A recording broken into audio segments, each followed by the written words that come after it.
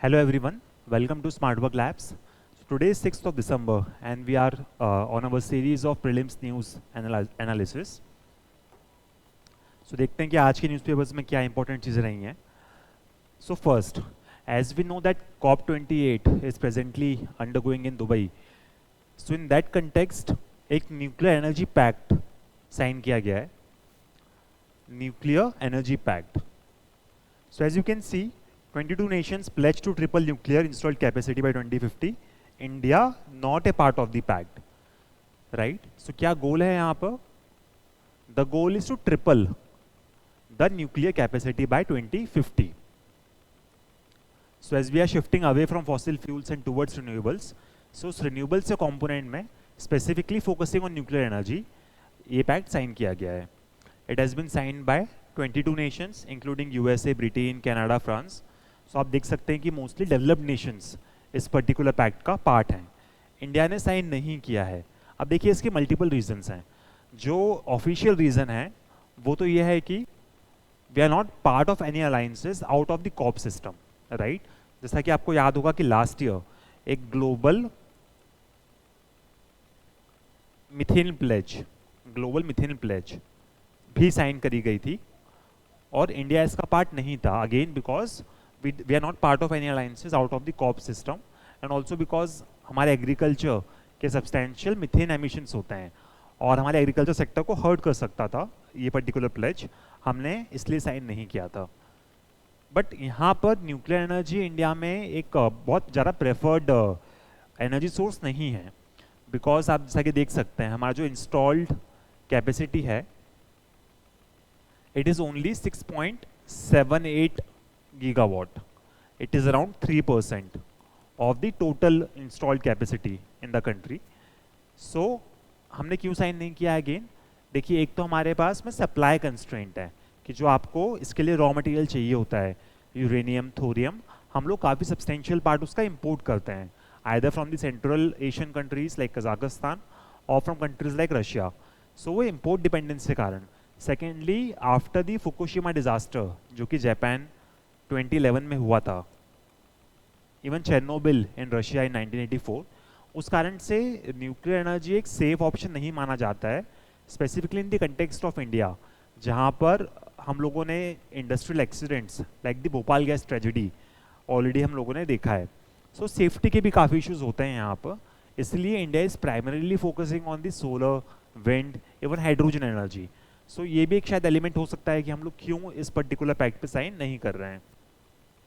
यहाँ पर एक और चीज़ अनाउंस करी गई है कि next year they will be a nuclear energy summit which will take place in Brussels to discuss the role of nuclear in reducing the fossil fuel usage.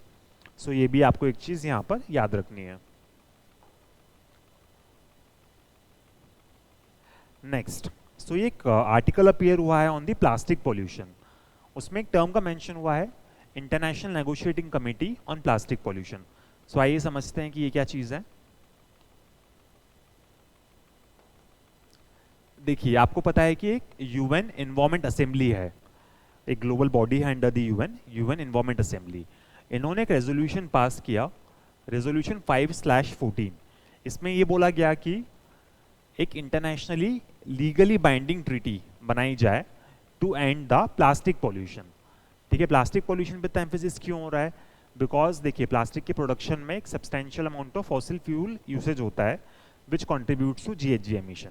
Secondly plastic pollution से आपके जो rivers हैं, water bodies हैं, even open seas हैं, वहाँ पर काफ़ी ज़्यादा वेस्टेज इकट्ठा होता है. थर्डली प्लास्टिक को डिस्पोज करना काफ़ी ज़्यादा डिफिकल्ट होता है, रिसाइकल आप नहीं कर सकते हैं मैक्सिमम प्लास्टिक्स को. और ऑल्सो अभी रिसेंट टाइम्स में जो माइक्रो प्लास्टिक्स हैं उसका एक प्रॉब्लम क्रिएट हुआ है कि हम लोग जो लेट से पानी की बॉटल यूज़ करते हैं उसके थ्रू माइक्रो प्लास्टिक्स हमारी बॉडी में एंटर करते हैं और काफ़ी सब्सटेंशियल पीरियड के लिए हमारी बॉडी में रहकर उसके हेल्थ को इम्पैक्ट कर सकते हैं. तो इन सारे इश्यूज़ को मद्देनज़र रखते हुए प्लास्टिक पोल्यूशन को एंड करने की बात यहाँ पर करी जा रही है. So international negotiating committee was tasked to deliver a plastic treaty by 2025। So by 2025 एक प्लास्टिक ट्रीटी डिलीवर करी जाए जिसपे एक ग्लोबल कंसेंसस बन सके। सो आईएनसी के मल्टीपल सेशंस हुए हैं। फर्स्ट सेशन जो था it was in Uruguay, second session was in Paris France, the most important one, the recent one in November 23 was in Nairobi, Kenya, and here a zero draft was discussed. So basically negotiations took place, and the next session will be in Ottawa, Canada in 2024. So आपको just यहाँ पर ये याद रखना है कि ये किसके अंडर हुआ है, UNEA। इसका ऑब्जेक्टिव क्या है, प्लास्टिक ट्रीटी को डिलीवर करना है बाय 25। और यहाँ पे आप एक तो फर्स्ट सेशन याद रखिएगा कि ये उरुग्वे में हुआ है, और जो थर्ड सेशन है जहाँ पर जीरो ड्राफ्ट डिस्कस किया गया है वो कीनिया में हुआ है। सो ये कुछ चीज़ें हमें प्रीलिम्स के पर्सपेक्टिव से याद रखनी है। और प्लास्टिक पोल्यूशन एनीवे एक बहुत स्ट्रॉन्ग टॉपिक है आपके GS3 के लिए भी, इवन इन मेंस। यहाँ पर एक बहुत अच्छा क्वेश्चन बन सकता है इन the context of environment and pollution about the plastics. तो उस कंटेक्स्ट के लिए भी आपको इस पर एक अच्छा आंसर प्रिपेयर करना चाहिए। नेक्स्ट, सो ग्लोबल पोजीशनिंग सिस्टम, ऑल्दो एक स्टैटिक टॉपिक होता है आपके GS स्टडीज़ में, बट उसको थोड़ा सा चूंकि न्यूज़ आर्टिकल अपीयर हुआ है हिंदू में, मैंने यहाँ पर कवर किया है। सो ग्लोबल पोजीशनिंग सिस्टम ये क्या होता है? So it is basically 24 satellites which are moving around the earth in 6 orbits at 20,200 kilometres of orbit, and each orbit has 4 satellites. तो ये कुछ बेसिक चीज़ें हैं जो आपको GPS के बारे में पता होनी चाहिए। इसका जो कवरेज है वो ग्लोबल कवरेज है, वो नाम में ही अपेरेंट है चूँकि ग्लोबल वर्ड यूज़ हुआ है, ग्लोबल पोजीशनिंग सिस्टम। यहाँ पे आपको इंडिया का जो है नेविक आपने सुना होगा, नेविगेटिंग विथ इंडियन कॉन्स्टेलेशन, ये इंडिया का बेसिकली आप GPS बोल सकते हैं। इसमें 7 सैटेलाइट्स हैं जहाँ पर 3 तो जियो स्टेशनरी होते हैं और 4 जियो सिंक्रोनस हैं। सो आपको ये टर्म्स का मतलब यहाँ पर पता होना चाहिए। देखिए, लेट्स से अगर ये अर्थ है हमारी, इसके इक्वेटर के अराउंड जो सैटेलाइट्स रिवॉल्व कर रहे हैं, this will be the geostationary orbit. Why stationary? Because to an observer who is standing here on the equator, this particular satellite will appear stationary, because वो उसी pace से move कर रहा होगा जिस पेस से अर्थ मूव कर रही है। अर्थ बेसिकली रोटेट कर रही है, राइट? इसीलिए to an observer it will be stationary, इसलिए हमने इसका नाम जियो स्टेशनरी दिया है। और 4 जियो सिंक्रोनस सैटेलाइट्स हैं। जियो सिंक्रोनस सैटेलाइट क्या होते हैं? दे will B revolving around earth on an inclined orbit, ये किसी एंगल पे रोटेट कर रहे होंगे, और इनकी खासियत ये होगी कि for an observer let's say here they will reappear after 24 hours। तो ये 24 घंटे ऑब्जर्वर के अबव नहीं रहेगा, ठीक है? ये 24 घंटे के बाद उस सेम पोजीशन पे रिपीट आएगा, right? So this is the geo synchronous orbits. हमारे नेविक का कवरेज क्या होगा? It covers the entire length and breadth of India. It also covers a region up to 1500 kilometres beyond the Indian boundary. So basically एक substantial part of Indian Ocean region को ये satellites cover करते हैं।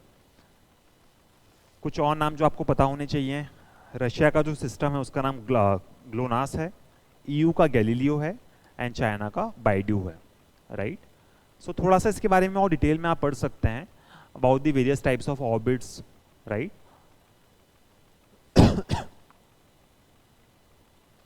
और आजकल देखिए science and technology specifically prelims में application based questions भी आ रहे हैं।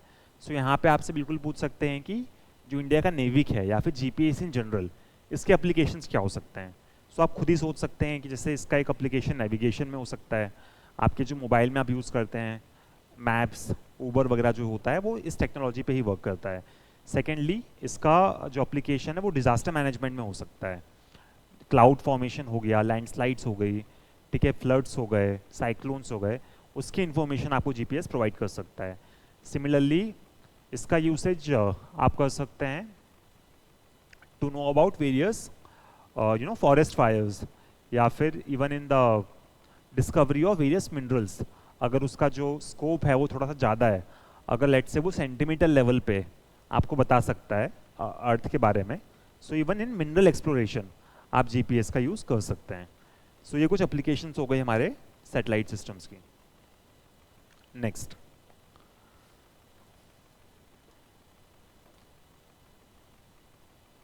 सो सरोगेसी के ऊपर एक केस चल रहा है सुप्रीम कोर्ट में.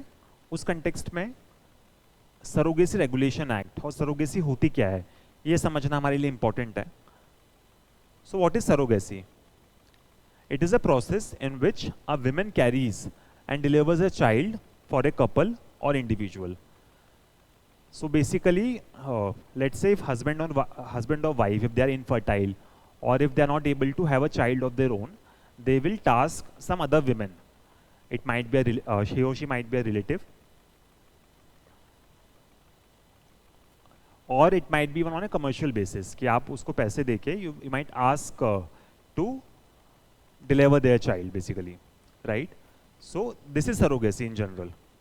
But ये जो रेगुलेशन एक्ट लाया गया, इसने क्या किया? देखिए इंडिया में क्या हो रहा था कि बहुत सारे ऐसे कपल्स हैं जो कि किसी पुअर लेडी को पैसे देके उसको एक सरोगेट मदर बना रहे थे, और ये पूरा का पूरा मार्केट एक अंडरग्राउंड वर्क कर रहा था, जिससे उस वुमेन का काफ़ी ज़्यादा एक्सप्लॉइटेशन हो रहा था. तो उसको टैकल करने के लिए इस एक्ट ने कमर्शियल सरोगेसी को बैन कर दिया है completely. Now surrogacy can only be on the altruistic ground, that is without any compensation, and only close relatives are allowed to become the surrogate mother, right?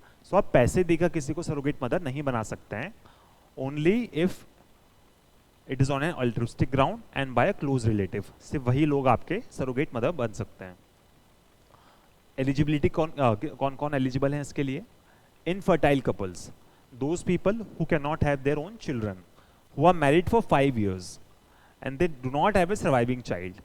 मान लीजिए किसी couple का एक child है and later they are not able to bear another child because of any reason, they are not eligible to have a child delivered by surrogacy. देखिए widow, diverse seed women between the age of 35 and 40, they also can become a surrogate mother. And finally, unmarried women are not included. तो उसीलिए petition लगाया गया है कि जो unmarried women हैं उनको भी ये राइट दिया जाए कि वो मदर बन सकें through the process of surrogacy.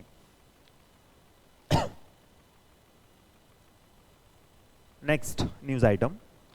So PIB से न्यूज आइटम है, एक इनिशिएटिव का मेंशन हुआ है यहाँ पर, किसान ई मित्र. सो आइए समझते हैं Kisan e Mitra.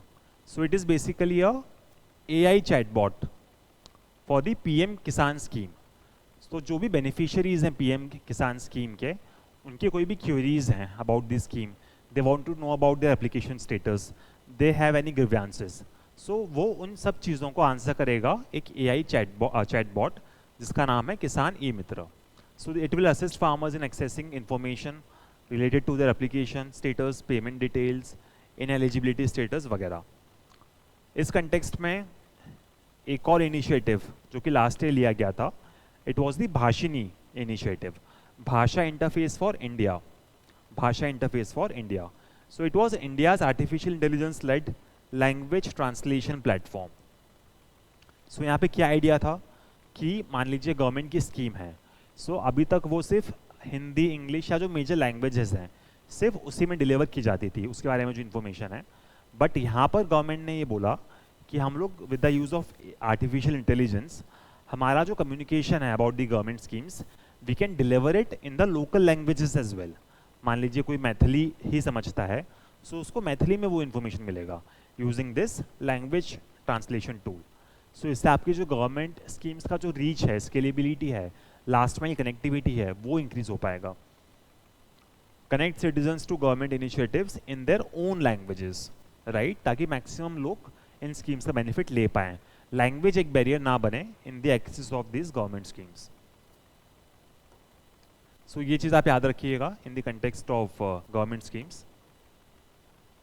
Next, again from PIB एक इंपॉर्टेंट रिपोर्ट का यहाँ पर मेंशन हुआ है, प्रीलिम्स में वो अक्सर पूछ लेते हैं कि ये जो रिपोर्ट है ये कौन सी ऑर्गेनाइजेशन ने रिलीज़ करी है, इसकी फाइंडिंग्स क्या हैं, इसका ऑब्जेक्टिव क्या है, वगैरह वगैरह। सो उस कंटेक्स्ट में यहाँ पर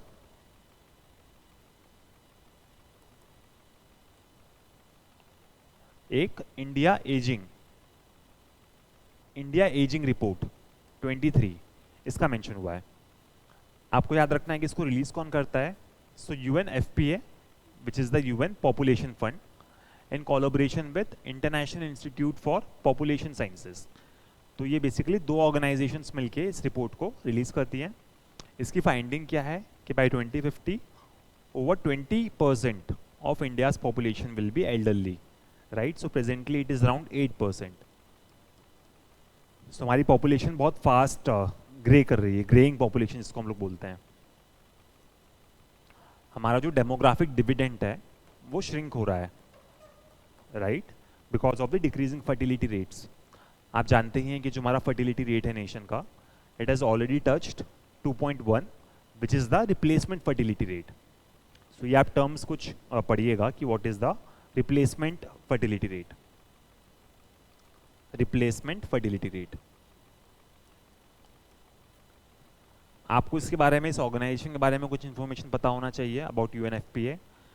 it is a subsidiary organ of the UN general assembly. It was established in 1969 as a trust fund and officially renamed as the UN Population Fund in 1987, and it is supported entirely by the voluntary contributions. So various governments, जो corporates हैं, NGOs हैं, वो सब voluntary contribution करके इस particular organization का work support करते हैं। So these were the important news items for today from the prelims perspective. I hope you are watching and revising these things so that it can help you in clearing prelims next year. Thank you.